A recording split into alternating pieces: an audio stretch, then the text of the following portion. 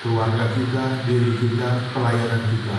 Bukan kita ngurusin orang lain, bukan kita kepo.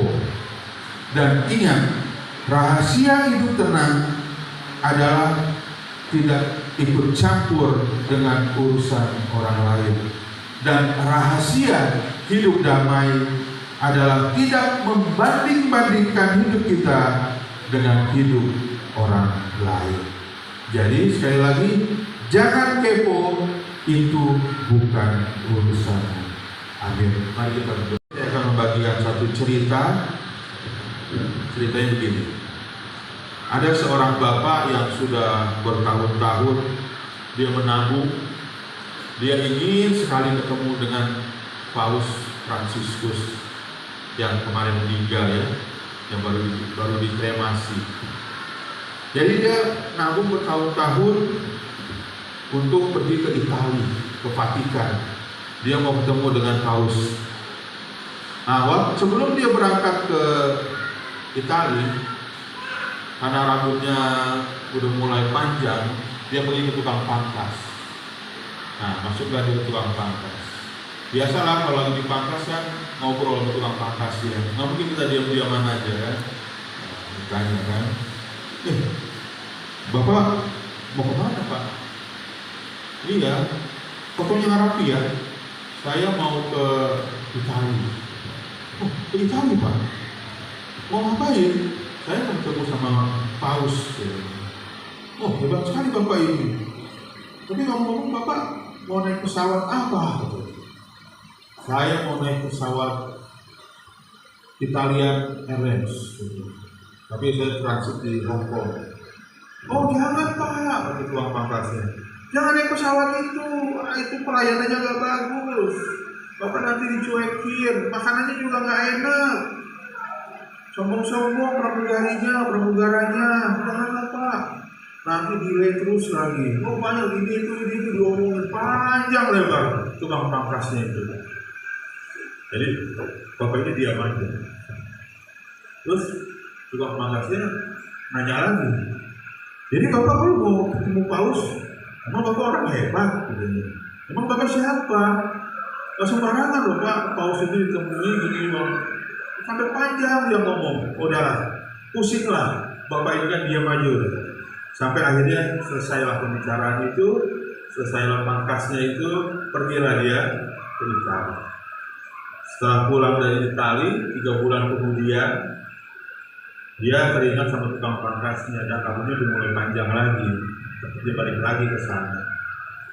Lalu tukang pangkasnya itu mengenali dia. Wah, ini bapak yang dulu nih. Pak, gimana perjalanannya ke Italia? Iya, saya naik Italian Airlines. Bagus pelayanannya. Jangan tengok ke kiri, jangan tengok ke kanan. Bangsa Israel aja yang harusnya hanya berapa? 40 hari ya sampai ke tanah Kanaan. Jadi 40 tahun dia muter-muter. Karena bersungut-sungut terus hidupnya. Karena membanding-bandingkan, oh dulu hidup di Mesir enak, dapat daging burung daging, makan daun prei, makan ini segala macam. Di sini nggak enak makannya, cuman mana yang turun dari langit, ini lagi. Jadi nggak sampai dia. Fokus saja kita, jangan tengok kiri, jangan tengok kanan. Dengan tujuan akhir kita yang jelas. Sama seperti seorang pelari kan, garis finishnya di mana? Gak usah kita ke sana, kita ke kiri, kita ke kanan. Nanti kita didahulukan sama yang lain udah masuk finish duluan. Kita nggak sampai finishnya. Kecapean kita istirahat, di bawah pohon korma lah, kita duduk dulu. Kapan sampainya? Jadi kita tentang mengkritisi pemerintahan, kejadian-kejadian, apalagi tentang perdebatan agama, banyak sekali hoax terjadi di Indonesia ini, dan kita harus cermat menyikapinya. Saya pernah terjebak dalam berita hoax ini 2 kali saya ingat.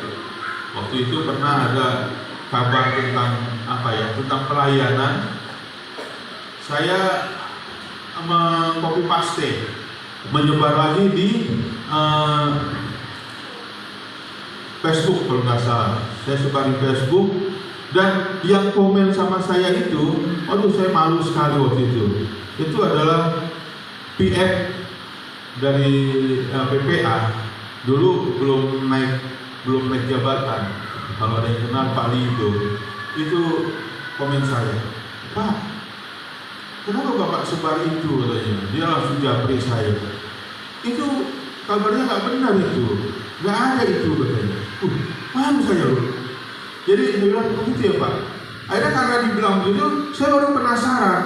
Saya cari di ya yang bisa dipercaya. Ternyata benar bahwa kabar itu adalah kabar bohong, dan saya malu sekali. Lalu saya hapus dari story Facebook saya. Itu menyebarkan kabar simpang siur. Nah, ini ada satu hal yang cukup menggelitik juga di dalam pembahasan kita. Nah, kita lihat di ayat 22 bahwa Yesus tidak memberikan jawaban tentang rasa keponya Petrus. Namun di ayat 23 itu terjadi sesuatu yang tidak diinginkan. Di ayat 23 kalau kita baca, maka tersebarlah kabar di antara saudara-saudara itu bahwa murid itu tidak akan mati. Dikatakan tetapi Yesus tidak mengatakan kepada Petrus, padahal Yesus tidak mengatakannya loh kepada Petrus. Yang Yesus bilang itu, jikalau aku menghendaki supaya ia tetap tinggal sampai aku datang, itu bukan urusanmu. Tapi lebih sibuk dengan urusan orang lain, sehingga kita lupa akan tanggung jawab dan panggilan kita. Ya, karena kekepoan Petrus dan bertanya tentang orang lain, murid yang dikasih Yesus, sehingga dia lupa akan panggilan dan tanggung jawabnya untuk mengembalakan domba-domba milik Tuhan. Padahal sebelum dia dikasih tugas untuk mengembalakan domba-domba itu, dia ditanya dulu loh hatinya, Petrus, apakah engkau mengasihi aku? Sampai berapa kali Bapak Ibu? Sampai 3 kali. Itu menggugah hatinya. Tapi itulah yang namanya manusia. Baru saja dia dikasih mandat begitu, udah lupa lagi dia. Langsung dia mau membandingkan dirinya, langsung dia kepo bertanya bagaimana kehidupan Yohanes di kemudian hari. Istri membandingkan suaminya dengan suami orang lain, bahaya itu. Suami orang lain lebih mulus, lebih ganteng, lebih kinclong, lebih kaya, lebih mapan. Wah, bahaya ini. Apalagi udah dilirik juga sama suami orang lain, tambah bahaya lagi. Suami-suami juga lihat istri orang lain lebih glowing, lebih pintar, dan sebagainya. Itu juga hati-hati. Jangan membanding-bandingkan diri kita dengan orang lain. Nah, Petrus ini melakukan pembandingan dengan Yohanes waktu dia menanyakan dengan Yesus apa yang akan terjadi dengan dia. Ceklah, check out. Waktu itu pernah ada yang murah ya, rumah sakit yang di dekat perumahan Pemda itu yang baru kan, cabangnya Jagersi kalau nggak salah itu check up hanya 1 juta berapa ya, 1.200.000 kalau nggak salah, seluruh badan. Sampai kawan kami ada Pak Pendeta Buce udah check up di situ.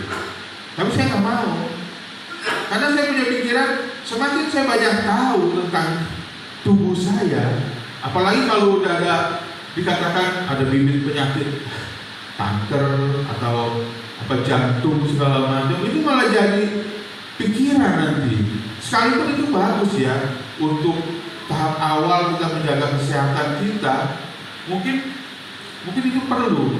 Tapi menurut saya itu satu hal yang nantinya akan menjadi kekhawatiran saya. Lebih baik saya tidak tahu, saya jaga aja kesehatan. Sampai tes gula darah saya pun, Ibu Gembala juga sering bilang, tes lah berapa sekarang kadar gula.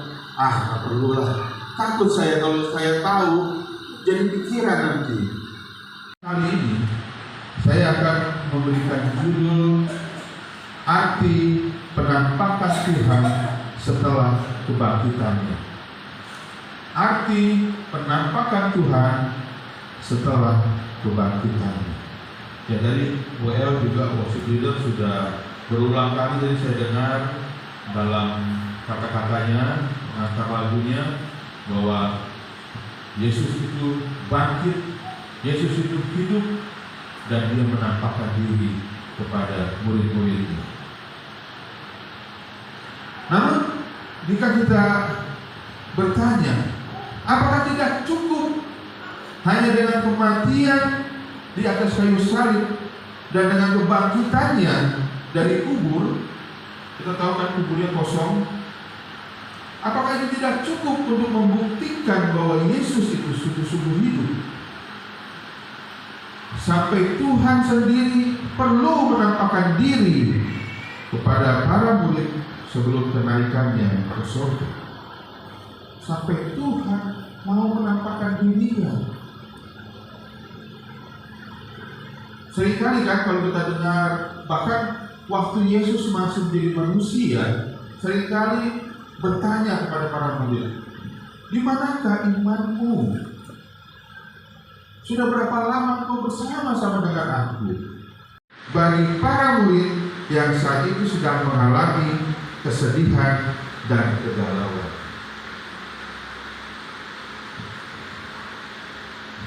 Bagaimana tidak sedih?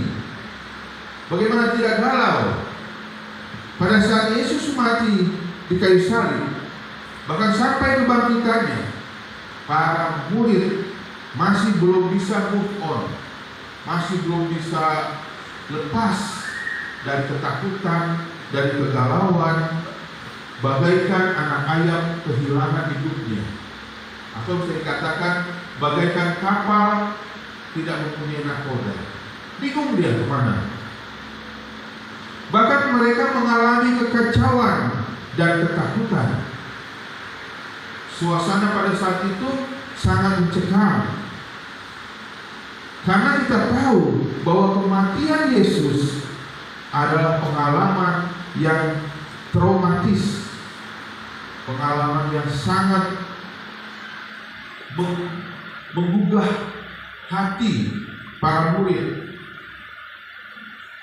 Bahkan sampai Petrus yang sangat pemberani untuk membela Yesus, dia bilang kan sama Tuhan kan, siapa yang akan berani kepada Tuhan, aku yang akan maju duluan. Aku akan membela Tuhan. Aku tidak takut sama yang lain. Tuhan akan aku bela. Yesus yang telah bangkit, dan dengan melalui penampakan ini, mereka menjadi lebih lagi semakin percaya, semakin yakin karena peristiwa penampakan yang mereka alami. Jadi gini,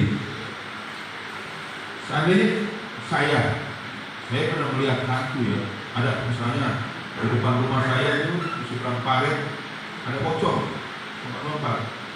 Saya melihat, berarti saya kan percaya. Saya yakin dari pocong itu. Sekalipun kalau saya cerita dengan Bapak Ibu, bohong nih, ngarang-ngarang aja patahnya. Tapi saya mengalami. Dan ini dicatat di dalam kitab suci bahwa penampakan itu sungguh-sungguh terjadi.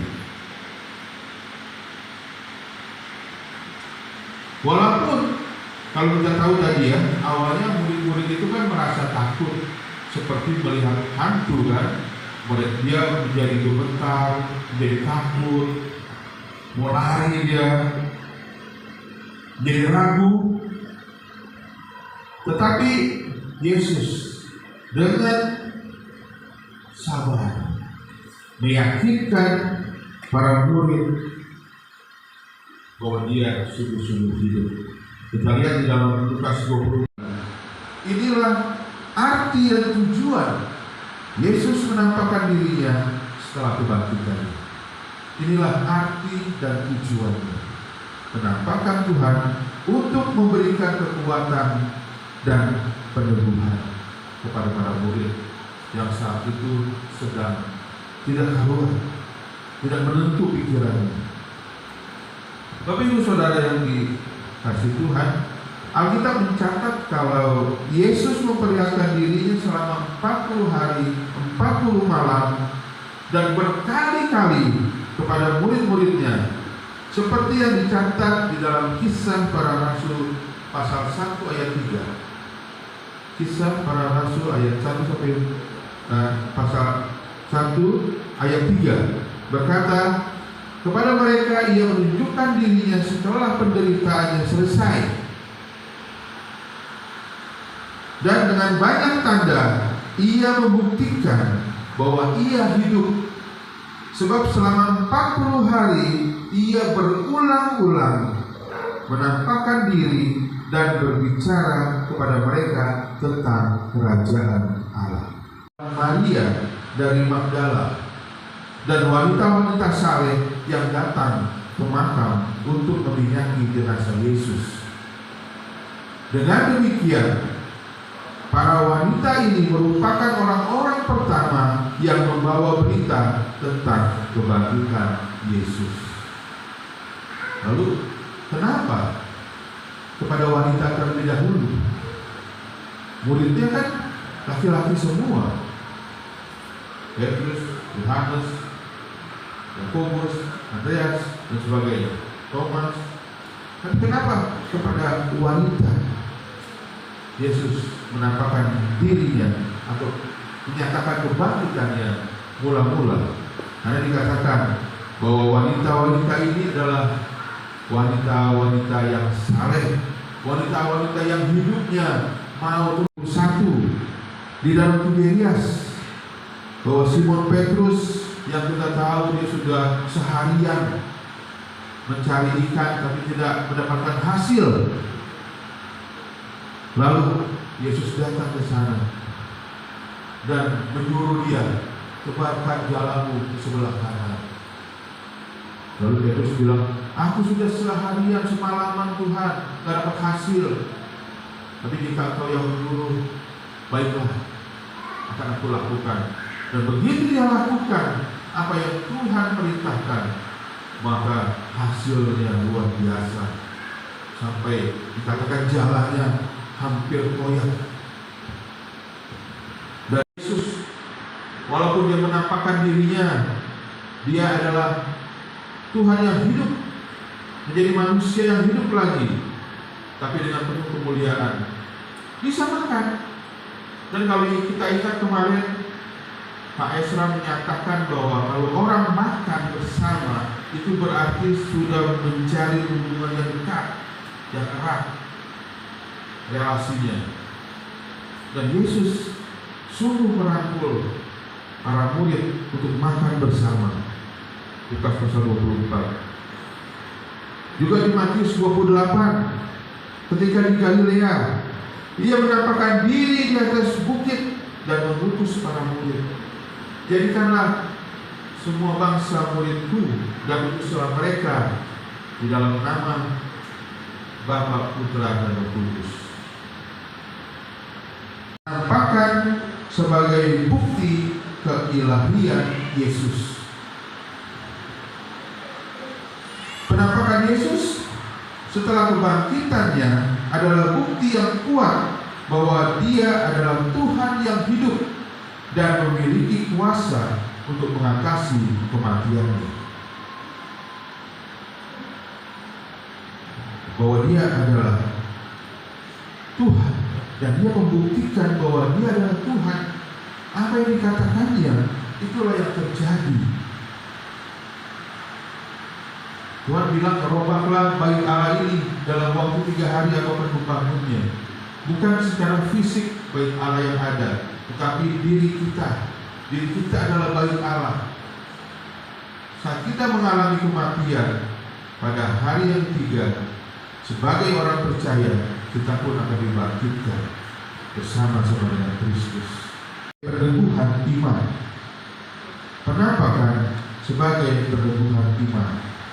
Ya, Bapak Ibu Saudara yang terkasih, penampakan ini meneguhkan iman para murid dan memberi mereka keyakinan bahwa Yesus benar-benar telah bangkit. Dan untuk saat ini kita pun juga, sekalipun kita tidak melihat, namun kita percaya karena kita mendengar, karena kita membaca, dan ini adalah kesaksian yang absolut, yang benar, yang harus kita pegang, bahwa Yesus sungguh-sungguh menampakkan dirinya, dan ini untuk meneguhkan iman kita. Kita semakin percaya bahwa Yesus tidak hanya sekedar bangkit, tapi dia menampakkan dirinya, membuktikan dia sungguh-sungguh ada bersama dengan kita. Dia Allah yang hidup, yang selalu berserta dengan kita. Awal pembaruan relasi. Nah, kita tahu ya, setelah tadi saya jabarkan bagaimana di awal waktu Yesus mati, dia bangkit, murid-murid belum bisa move on, masih kehilangan arah. Ini benar apa enggak ya? Walaupun udah nggak ada di kubur udah kosong, batu sudah terguling, tapi masih ragu murid-murid ini. Bahkan udah penampakan baru-baru aja, istilah hantu. Nah, tapi dengan semakin penampakan itu jelas di mata mereka, semakin terbangun relasi yang sudah mulai renggang, bahkan sudah mulai terputus dikatakan. Tapi dengan penampakan ini, bahwa relasi itu, hubungan itu sudah mulai terjalin lagi, sudah mulai jelas lagi, dan semakin lama semakin kuat. Mereka para murid bahkan lebih lagi bergandengan tangan menghadirkan Yesus yang telah bangkit dan hidup. Dia semakin percaya, mereka semakin lagi memegang iman mereka, dan kita pun sekarang kita tahu bahwa Yesus telah bangkit. Melalui penampakannya kita dikuatkan lagi untuk membangun relasi kita. Kita terus terhubung dengan Tuhan, untuk kita terus memuliakan Tuhan dalam kehidupan kita. Penguatan misi. Sebagai penguatan misi, penampakan Yesus juga menandai awal dari misi para murid untuk mewartakan kebenaran Allah dan memenangkan jiwa-jiwa untuk Kristus. Mereka jadi memiliki tujuan yang jelas dengan menjadi saksi akan apa yang mereka alami. Ya, seperti yang tadi saya bilang, kalau Yesus hanya menampakkan diri kepada Petrus contohnya, lalu Petrus bilang kepada para murid yang lain, teman-temannya, aku ketemu Tuhan loh, Tuhan menampakkan diri. Mungkin juga masih belum percaya. Bisa-bisa aja nih Petrus, ngarang-ngarang aja ini. Tapi Tuhan benar-benar menampakkan diri di tengah-tengah mereka. Bahkan kalau kita tahu muridnya tidak percaya, Thomas, aku tidak percaya sebelum aku mencucukkan jariku, katanya. Tapi Tuhan mendengar itu, lalu pada waktu yang lain dia menampakkan diri juga. Langsung dia menegur Thomas, kau tidak percaya? Buktikan, cucukkan jarimu di tanganku dan lambungku. Baru di situ dia percaya, ya Tuhanku dan Allahku, katanya. Jadi Yesus benar-benar dia menampakkan dirinya itu kepada semua muridnya, dan melalui muridnya ini kita percaya ke-12 muridnya ini melihat secara langsung penampakan Tuhan. Dan di situ jelas bahwa mereka berani menjadi saksi tentang apa yang mereka alami untuk menyebarkan kabar gembira, kabar sukacita untuk memberkati orang banyak, untuk menguatkan orang banyak. Visi misinya sama, yaitu memuliakan Tuhan dan menyatakan kebaikan Tuhan. Bapak Ibu Saudara yang terkasih, penampakan Yesus setelah membangkitkan menjadi teladan.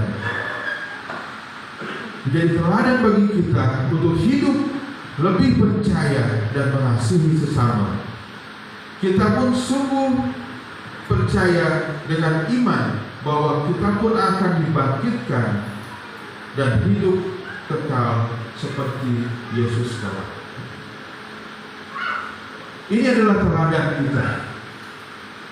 Apa yang dikatakan itu dibuktikan, apa yang dijanjikan itu digenapi. Itu adalah teladan bagi kita. Dan melalui apa yang disaksikan para murid dan kita pun saat ini, kita pun dapat berani untuk menyatakan kebaikan dan kemuliaan Tuhan. Tentang kebenaran, kebesaran, dan kebaikan Tuhan. Kita pun demikian. Bapak Ibu, setelah kita mendengarkan firman Tuhan ini, bahwa Tuhan sungguh-sungguh menampakkan diri kepada para murid dan kita tahu bahwa ini adalah kebenaran, kita juga harusnya dikuatkan dan diteguhkan untuk sungguh-sungguh kita percaya pada Tuhan bahwa Dia bukan Tuhan yang mati, Tuhan yang tidak berdaya, tetapi Dia Tuhan yang hidup dan mengalahkan maut.